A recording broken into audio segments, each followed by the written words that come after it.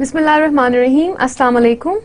And I am seeing you once again with lecture 9 of novel 2, that is modern novel. What we are doing in today's talk is basically we are continuing with our own introduction of Virginia Woolf for our second text that we are studying in this course, that is To the Lighthouse. In our previous talk we had an introduction of Virginia's life history, her upbringing, her household, her siblings, her associations, friendships, literary associations. We got to know about her very personal married life, and eventually we got to know about her death as well. And I made you go through several clips regarding her autobiography, so you are able to look those places yourself and can associate your understanding with it. In today's talk, we are going to have a quick look at her major works, and we will discuss the theme of feminism, and we'll move on eventually to her writing To the Lighthouse. We will also discuss about the interior monologue, Mrs. Dalloway and Modernism, and famous themes that she brought out, homosexuality and mental illness. And we will talk about her works of Orlando and modernism and the contextual background of this very text, To the Lighthouse. Discussing it into different perspectives, we will move on to chapter analysis and summaries. Well, before we start on with this particular text that is meant for our course To the Lighthouse, I would want you to have a look at different major works of Virginia Woolf so you can understand what kind of novels she produced and what were the themes that had been a part of all of her writings. Well, the very first publication that she had was of The Voyage Out, that first got published in 1915. This novel basically tells the story through South America of a rich woman, Rachel Wenrich. Her love story with Terence Howitt and his sudden death due to a tropical fever when she believes that she has reached happiness, probably eternal happiness. Well, her second publication, 1919, Night and Day. It's a critical story towards society. That plot focuses on two women, sweet Catherine Hilbert and emancipated Mary Datchet. Now, how close this novel is to Virginia's own her own life, I want you to try to explore regarding that. Her third publication, Jacob's Room, in 1922, tells of a young student at the University of Cambridge, his love and his journeys in France and Greece, and of his death during the World War I. So this story is basically inspired by a hero who lives in World War I. And then one of her famous works, Mrs. Dalloway, 1925, the story begins and ends in a span of 12 hours, during which Mrs. Dalloway prepares for a party. And then the one we are going to study in quite in length and detail, To the Lighthouse, that is published in 1927. The story tells the excursion of a group of characters to one of the Hebrides Island. The landscape is the bond that unites the characters among themselves and with landscape itself. Well, and then we move on to our next publication in 1928, that is Orlando.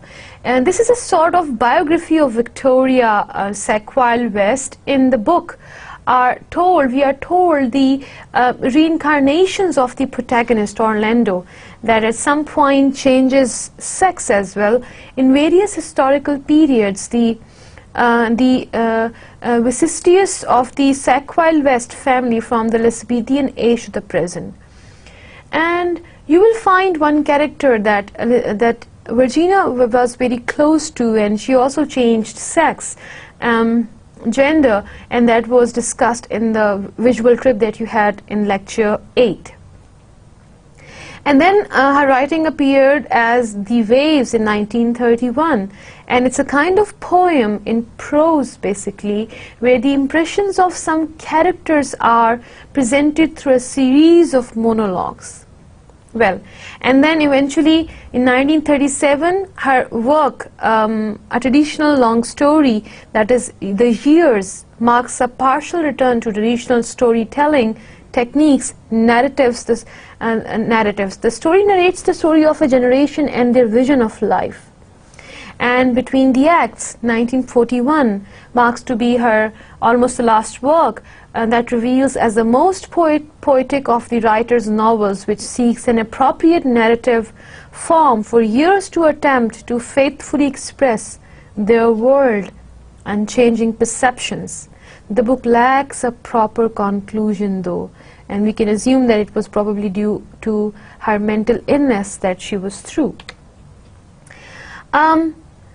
If we talk about some of her major writings and the themes inside, A Room of One's Own cannot be ignored. Regarding this, it is said that intellectual freedom depends upon material things. Poetry depends upon intellectual freedom. And women have always been poor, not for 200 years merely, but from the beginning of time. Women have had less intellectual freedom than the sons of Athenian slaves. Women then have not had a dog's chance of writing poetry. That is why I have laid so much stress on money and a room of one's own. And that is from A Room of One's Own that highlights its major theme to be feminism. In this story, in the title basically, the title anticipates the first interpretation of the problem which Woolf develops through book. In fact, women have never had a room to study, read, or just think. For Woolf, fundamental to be an independent woman is the room and £500 a year. The extract about Shakespeare and his talented sister, Woolf wants to show that there are different opportunities offered to women and men, and the choice involves different effects according to the fact that you are a woman or a man. Woolf considers writing fundamental to her existence, and she thinks that to be an artist means to have a perfect combination of masculine and feminine qualities.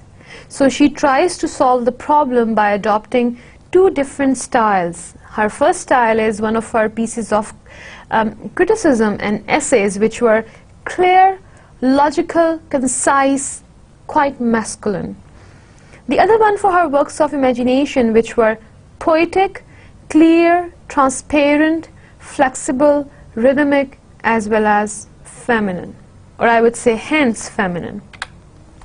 She has tried all her life to combine the male and the female into an androgynous mind, calm, stable, not touched by the consciousness of gender, but she realizes that this idea is utopian because it represents an escape from the confrontation with femaleness and maleness.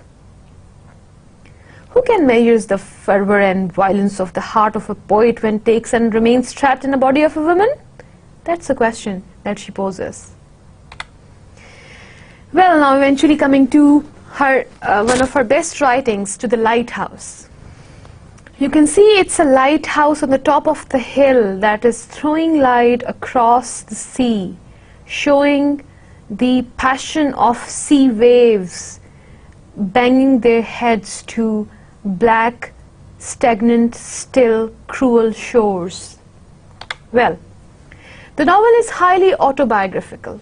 It is based on her childhood recollections of holiday in Cornwall, which becomes an eisel in the Hebrides in the novel. Well, you would be able to recall the visual trip that we had. That she had most of her time in the village, in the talent house, and there she could find out this lighthouse. There are close links between Virginia's childhood and the lighthouse, and they are Mr. and Mrs. Ramsay and their relationship, Virginia's own father and mother, premature death of Mrs. Ramsay, death of her own mom, Death of one of Ramsay's children in war, death of Victoria's own brother.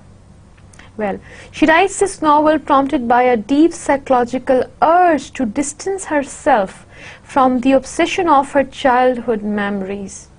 Memories element in the novel, however, are transformed and take on a symbolic and universal value. So it's the center of the novel. The lighthouse is the center of the novel and has a symbolic rule. Its alternation of light and darkness represents the contradictory aspects of life of women, life of human beings, and life in this world, as a matter of fact. In fact, as the sea, it reflects in the first part the situation of happiness and enjoyment of the character. Then in the second one, the destructive aspect symbolizes the pain of the family. So, if we talk about this interior monologue, this existence of the interior monologue, stream of consciousness, we will come to know that interior monologue is often confused with stream of consciousness, but the former is the verbal expression of a physic phenomenon. It is distinguished by immediacy by Virginia, that immediate speech is freedom from introductory expressions like he thought, he remembered, he said, from formal structures and from logical and chronological order. Interior monologue to the lighthouse is characterized by the narrator is present within the narration. The character stays fixed in space while his or her consciousness moves freely in time of past, present, and maybe sometime jumping into future. So, if we are able to draw some streams into the stream of consciousness, say in this interior monologue, we are able to find out different channels that it produces. Immediate speech without introductory expression, it just happens. Lack of chronological order, there is no order of time and an event. Action takes place within the character's mind, so no physical action, no physical phenomena. Narrator presents it. Verbal expression of a psychic phenomenon. That very much it is. Okay, her second significant writing is Mrs. Dalloway. How? This is very important to understand because it adds a lot into modernism. Basically, one of the works of 20th century that furthered the movement of modernism and the novel in 20th century. Feminism as a commentary on interwar society. Clarissa's character highlights the role of women as the proverbial angel in the house and embodies both sexual and economic repression. She keeps up with and even embraces the social expectations of the wife of a politician, but she's still able to express herself in the parties she throws. So Sally Seton, who Clarissa admires dearly, is remembered as a great independent woman. She smoked cigars, once ran down a corridor naked to fetch her sponge bag, and made bold, unladylike statements to get a reaction from people. When Clarissa meets her in the present day, she turns out to be a perfect housewife, having married a rich man and had 5 sons. What is this theme of homosexuality that you will find in Virginia Woolf's writing? Most of it comes from Mrs. Dalloway.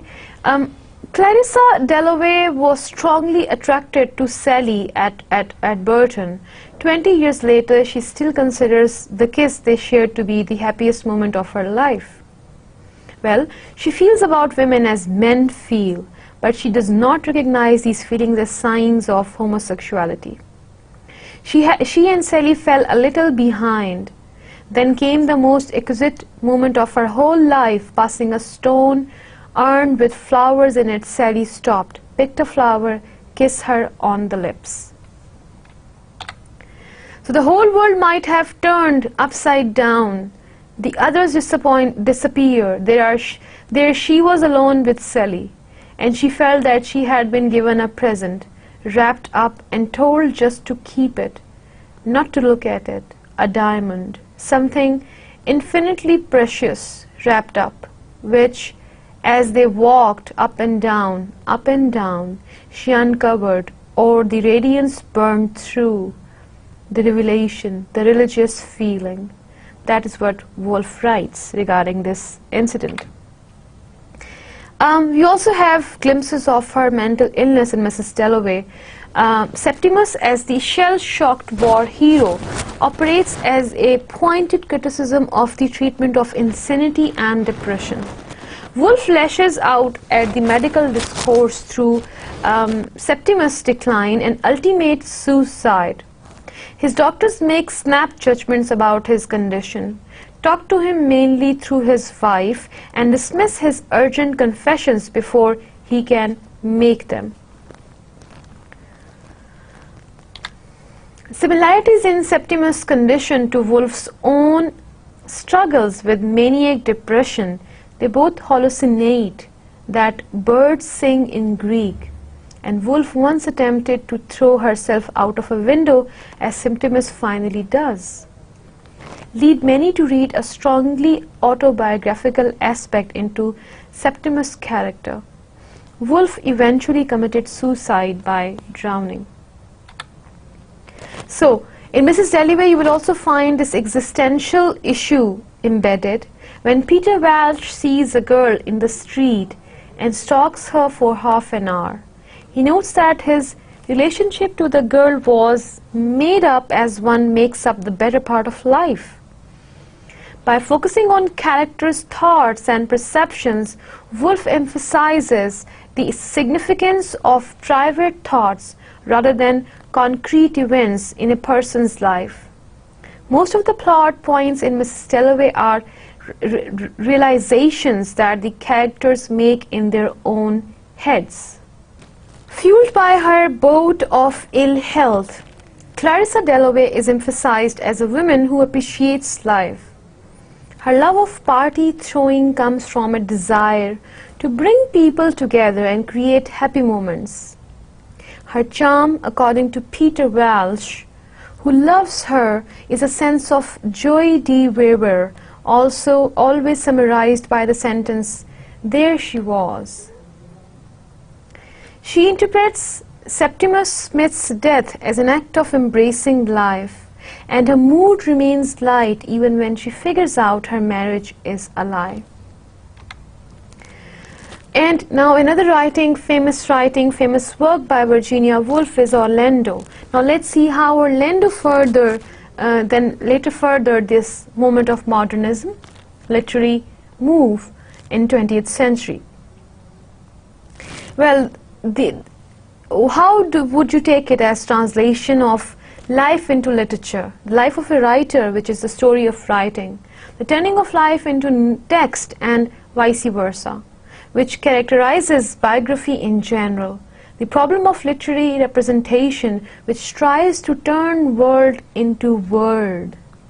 Well, it is also known as transformation, oscillation from one state of being another in status of flux and repetition.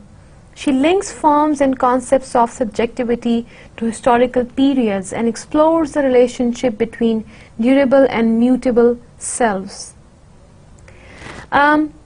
The sexual idea, androgyny, is a combination of male and female attributes which are known and given from the start. Well, depth of unconsciousness. Orlando lives through the centuries but never contains the totality of time. The self is composed not only of multiple identities but of multiple temporalities, and the existence of the unconsciousness suggests a continuity of identity through time. And this was a very precise and a quick look at different works by Virginia Woolf, which are known as her most famous work in the history of modern novel. And now we are going to start with our second text formally, that is to the Lighthouse by Virginia Woolf. Let us get into the contextual background of the story and see how do we understand Virginia Woolf and her role, her biographical role in forming the story of the plot of the novel. We know that she was born on January 25, a descendant of one of Victorian England's most prestigious literary families. Her father, Sir Liesl Stephen, was the editor of the Dictionary of National Biography and was married to the daughter of the writer William Thackeray. So quite a literary family she had. Woolf grew up among the most important and influential British intellectuals of her time and received free rein to explore her father's library, for that matter. Her personal connections and abundant talent soon opened doors for her. Woolf wrote that she found herself in a position where it was easier on the whole to be eminent than obscure. Almost from the beginning, her life was a precarious balance of extraordinary success and mental instability. So as a young woman, Woolf wrote for the prestigious Times literary supplement, and as an adult she quickly found herself at the center of England's most important literary community, Bloomsbury Group.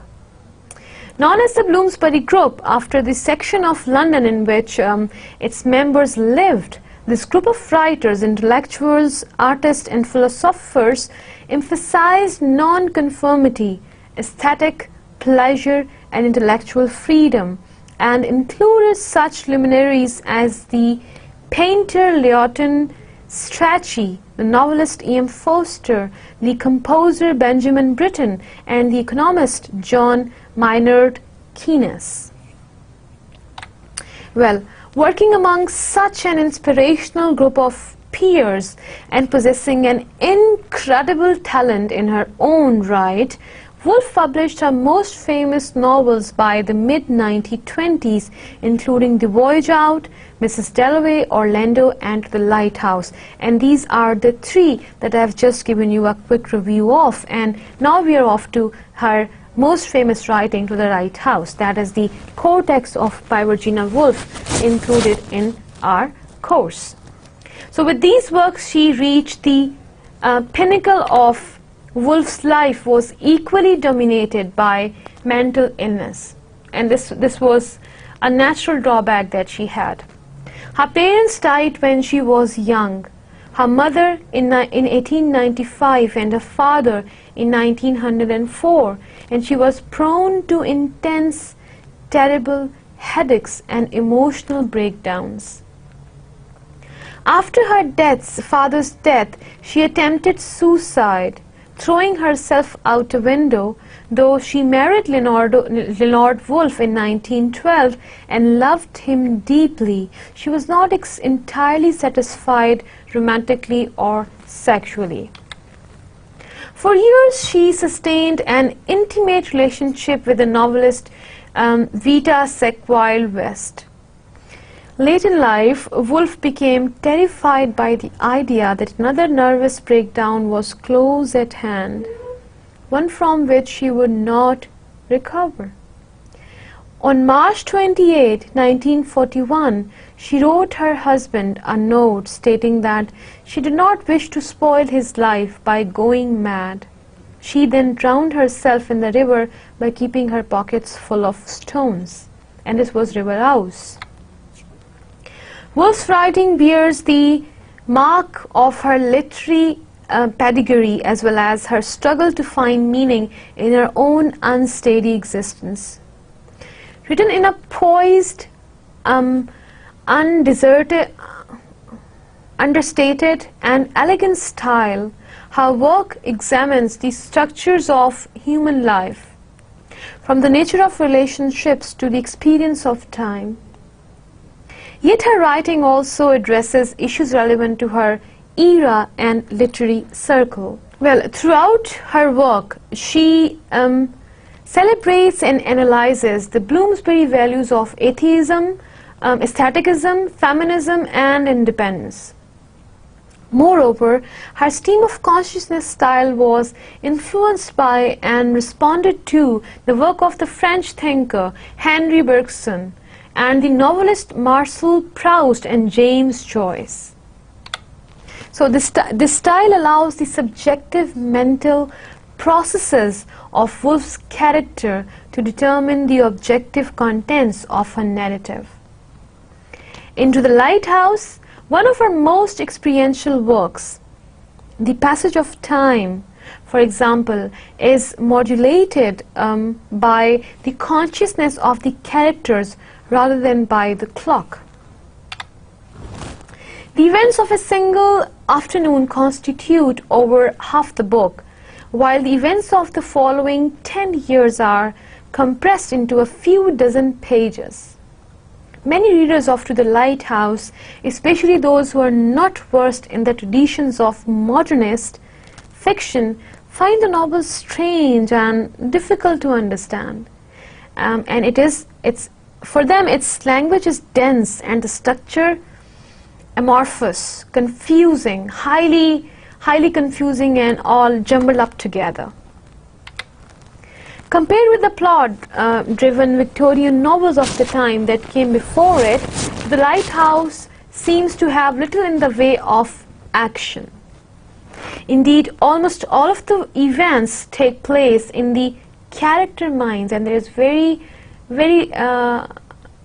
little of physical activity. Although To the Lighthouse is a radical departure from the 19th century novel style and into the modern novel of 20th century, it is like its more traditional counterparts, intimately interested in developing characters and advancing both plot as well as themes. Woolf's experimentation has much to do with the time in which she lived. The turn of the century was marked by bold scientific developments which played a significant role in the shift of writing style that Virginia Woolf adopted. Charles Darwin's theory of evolution undermined an unquestioned faith in God that was, until that point, nearly universal, while the rise of psychoanalysis, a movement led by Sigmund Freud, introduced the idea of an unconscious mind. So, such innovations in ways of scientific thinking had great influence on the styles and concerns of contemporary writers and artists like those in the Bloomsbury group. And To the Lighthouse exemplifies Woolf's style and many of her concerns as a novelist. With its characters based on her own parents and siblings, it is certainly her most autobiographical fictional statement. And in the character of Mr. Ramsay, Mrs. Ramsay, and Lily Briscoe, Woolf offers some of her most penetrating explorations of the working of the human consciousness as it perceives and analyzes, feels and interacts. So, another perspective regarding the play, you will find that although it is published in 1927, is sandwiched between Woolf's other two most famous novels, Mrs. Dalloway and Orlando. This is called to be a transitional writing which took place when she was done with her first writing, Mrs. Dalloway, and then was moving on to her next writing, this Orlando. And in opinion of this other perspective, Woolf is totally at her best here as she engages with her ongoing themes of memory, family and fiction. So, To the Lighthouse takes on some elements of Woolf's own life. She felt stifled by her father in much the same way that Mr. Ramsay squeezes the life out of his children. So if you are asked about how do you find to the Lighthouse as an autobiographical presentation of Virginia Woolf? So probably you can list down all the similarities between her autobiography, her real life, and the proceedings of the novel. So and the sudden deaths of her mother and her sister Stella left her in deep mourning, echoes of Mrs. Ramsay and Troy's death into the Lighthouse. That is another point that you can jot down while counting on references and similarity between both of these aspects. But Woolf herself get fed up with critics who insisted on reading the Ramsays as direct representations of the Stephens. Stephen was Woolf's maiden name. The Lighthouse is also an extended meditation on the relationship between art and life, just like James Joyce did. However, James Joyce's writing is more detailed into this direction. And on late Victorian family structures. And you will also find to the Lighthouse a kind of great exploration and experimentation in interior monologue. However, what makes to the Lighthouse important in literary terms is Woolf's ambition, formal experimentation, his ambitious formal experimentation. She's really working her signature style in this novel as she talks to days separated by 10 years to evoke a whole picture of the Ramsay family life. Well, her run-on sentences and meandering paragraphs work to replicate what her characters are thinking in addition to what they are doing. So keeping both of these aspects together, their physical as well as their mental. Woolf is a great example of the show don't tell school of narration. Instead of sketching us a stiffly realistic portrait of her characters, Woolf goes for the emotional impact of their internal landscapes. So this was a kind of, these were different perspectives regarding to the Lighthouse and views from critics of the story. Now what we are going to do, we are going to step into the discussion based on the story development of To the Lighthouse and critical analysis of them. So let's start with our summary of To the Lighthouse. Well, the story opens up as part 1 spans approximately 7 hours and takes up more than half the book.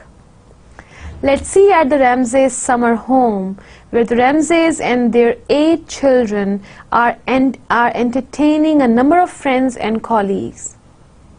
The novel begins with James Ramsay, age 6, wanting to go to the lighthouse that's across the bay from the Ramsays' summer home. His mother, Mrs. Ramsay, in the story holds out hope that the weather will be good tomorrow so they can go to the lighthouse. But Mr. Ramsay is adamant that the weather will be awful. Charles Tansley, one of Mr. Ramsay's visiting students, chimes in and supports Mr. Ramsay's view that the weather will be rotten tomorrow. He's a very socially awkward young man who is obsessed with his dissertation. Numerous small bits of action occur, and for example, after lunch, you will find Mrs. Ramsay takes pity on Mr. Tansley and asks him to accompany her into town. By the end of the trip, Mr. Tansley is in love with the much older but still beautiful Mrs. Ramsay. She's 50 at that time, by the way. Later, as she sits in a window and reads a fairy tale to James, Mrs. Ramsay remembers that she must keep her head down for Lily Briscoe's painting.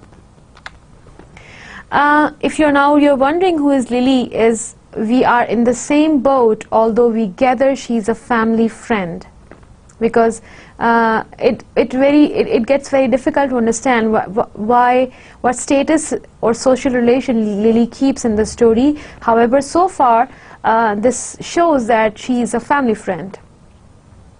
Mrs. Ramsay has the fleeting thought that Lily will have a hard time getting married, but she likes Lily anyway and decides that Lily should marry William Banks, an old friend of Mr. Ramsay's.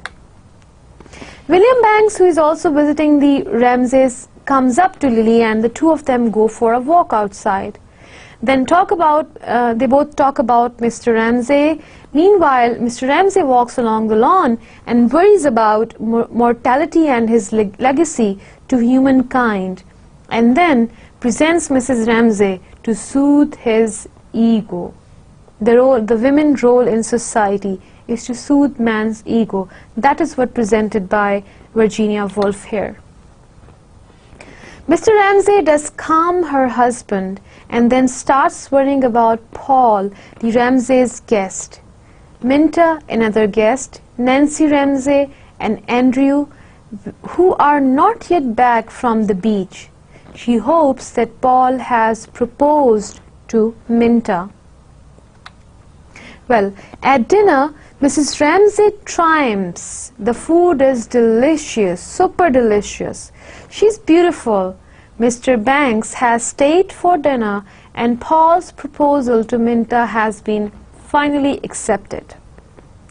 She wishes she could freeze the moment but knows it is already part of the past as it's going and gone.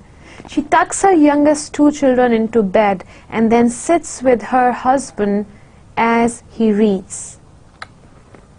They make small talk and she knows he wants her to say, "I love you," though she refuses.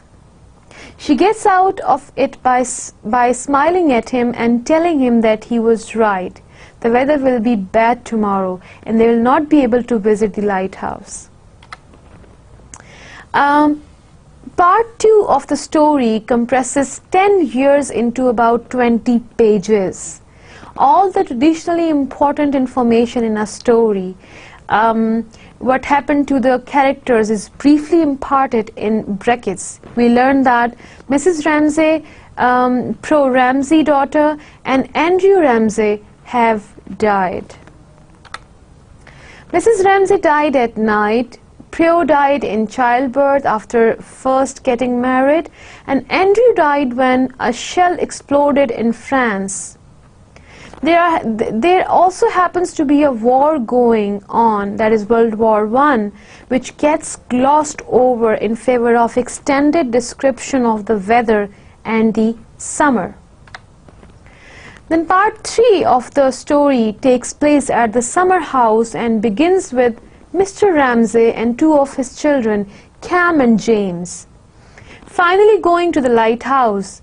They finally managed this, and Lily working on the painting of Mrs. Ramsay that she never finished. Via Lily's thought, we hear that she never married, but remained good friends with William Bankers. Paul and Minta's marriage fell apart eventually.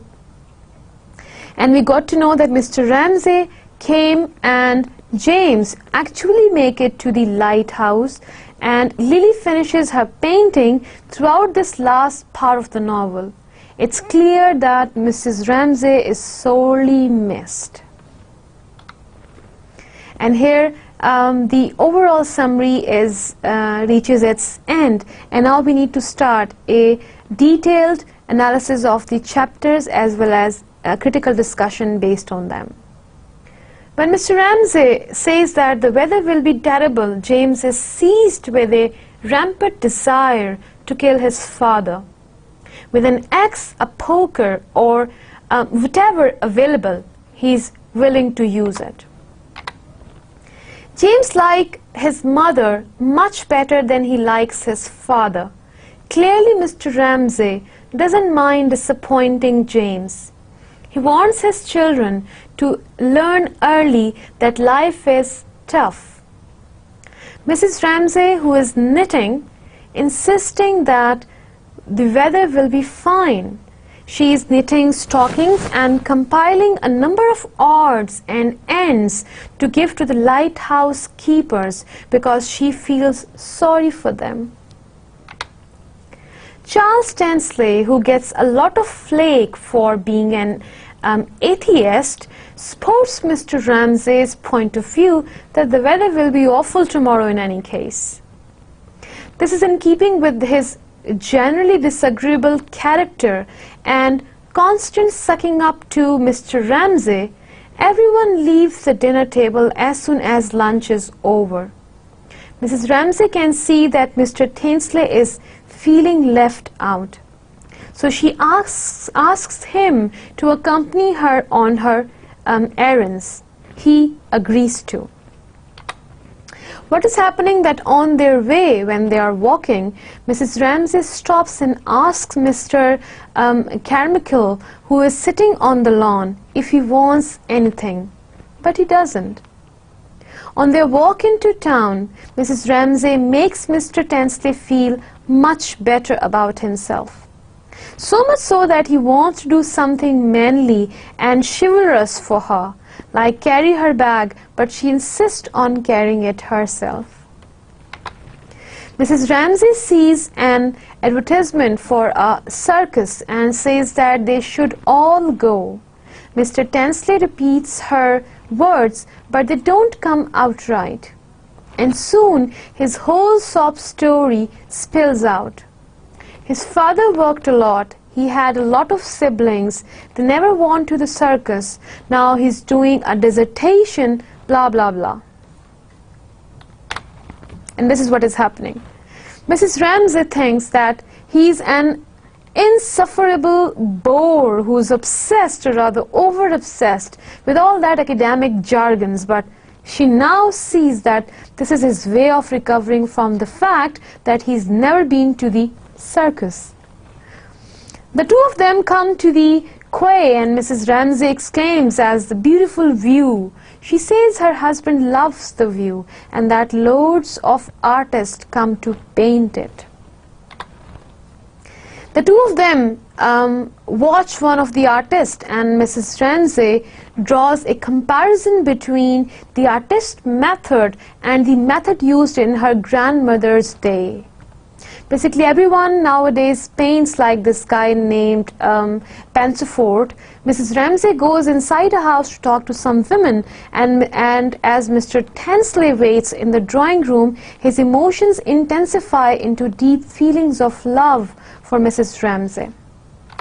So eventually he convinced that she, a mother of 8 children and 50 years of age, is the most beautiful woman ever. He is now absolutely determined to carry her back. As they walk back, Mr. Tansley is on cloud 9 because he's walking next to the most beautiful woman ever. And he's carrying her bag. He feels like a real man. And chapter 2 starts here.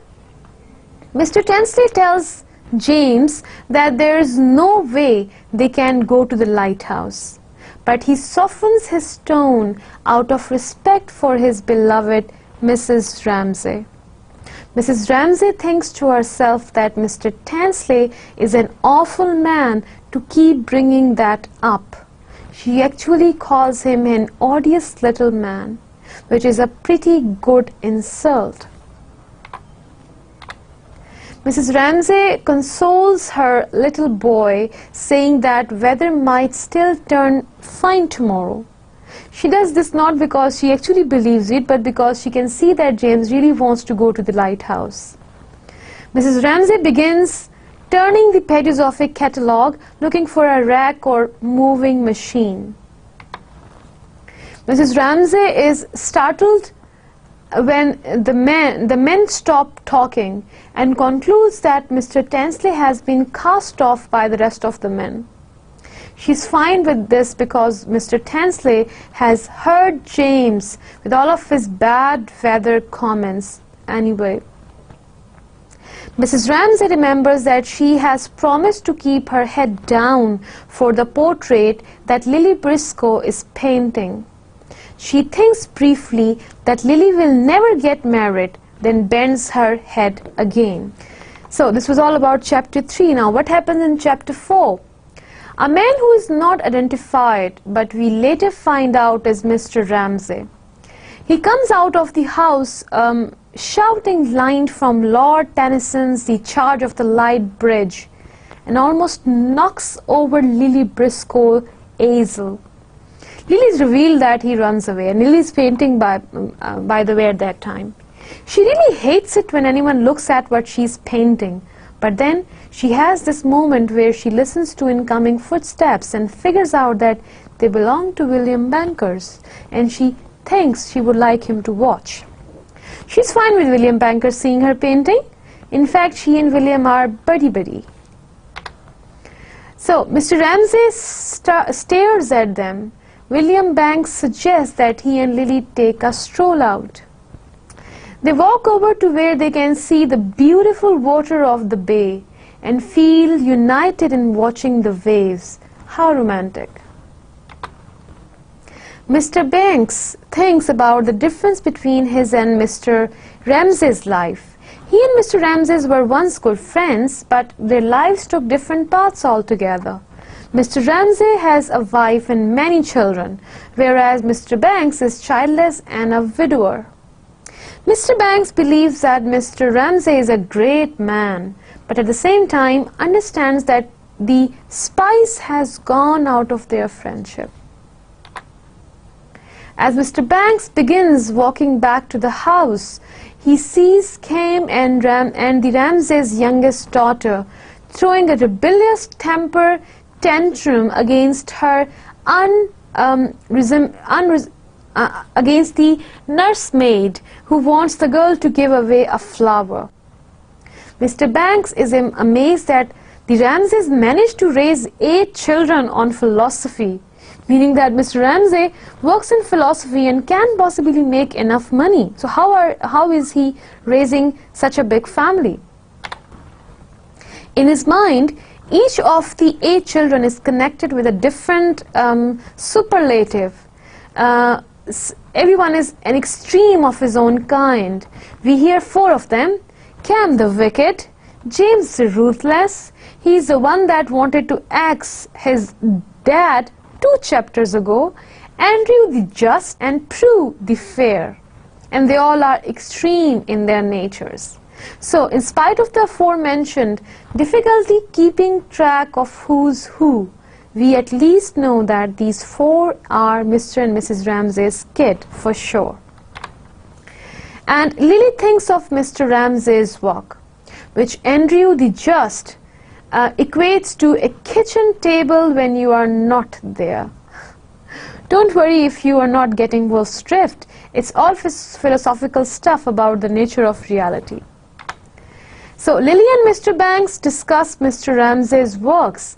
As the 2 of them walk back, a shout rings out and a flock of starlings take flight. Mr. Ramsay yells, "Someone had blundered." He then turns and slams his private door. Mrs. Ramsay takes her stocking and measures it up against James' leg as she, in a flash of inspiration, decides that William and Lily should marry. James fidgets deliberately and gets jealous that the stocking is for the Lighthouse boy, not for him. Mrs. Ramsay looks up confused and reflects on the room they are in, and then the whole house. It's getting shapier and shapier every summer, she concludes. She speaks sharply to her boy and he straightens up. The stocking is too short. We get a couple of paragraphs about Mrs. Ramsay's beauty here, how she's not aware of it and how she has a certain personality that is inseparable from her beauty. Mrs. Ramsay continues knitting the stockings, kisses her little boy and suggests that they go cut out some pictures. So this was all what happened in chapter 5, and in chapter 6 we see that with the phrase "someone had blundered" ringing in her ears, Mrs. Ramsay watches her husband approach. She can sense that he is distraught and gives him time to collect himself. The 2 of them chat about Charles Stanley and the possibility of going to the Lighthouse tomorrow. Mrs. Ramsay thinks it's possible Mrs. Ramsay does not and is irritated that his wife disagrees. So it's a clash between Mr. and Mrs. Ramsay apparently regarding Lighthouse, but how to it stands to their everyday conflict of married life is a subject that needs exploration. Mr. Ramsay thinks that female minds are irrational. Mrs. Ramsay thinks that it's indecent for Mr. Ramsay to crush hope. Mrs. Ramsay bends her head and Mr. Ramsay then feels bad. He promises to ask the coast guards regarding weather. Mr. Ramsay leaves still murmuring someone had blundered under his breath, only now it's more joyful. Mr. Ramsay walks up and down around the garden and thinks for a long time about how to be amazing. Now we get a really long paragraph for James' point of view about how much he hates his father in chapter 7. This is, after all, James the ruthless, an extreme of ruthlessness. Mr. Ramsay comes over and declares that he is a total failure. Mrs. Ramsay strokes his ego until he finally leaves to watch the kids play cricket. So Mrs. Ramsay sort of crumples after her husband leaves, but turns back to the fairy tale she's reading to James, her boy. She's angry because she doesn't like feeling better than her husband. Augustus Carmichael shuffles by and Mrs. Ramsay asks if he's going indoors. In chapter 8 we see that Mr. Carmichael does not respond and we get an extended ramble down Mrs. Ramsay's memory lane. We suggest that you take a deep breath right now and here we go. Mr. Carmichael takes opium which the children say stains his beard. Well, Mrs. Ramsay thinks Mr. Carmichael is obviously unhappy and comes to stay with the Ramsays each year as an escape from his own life.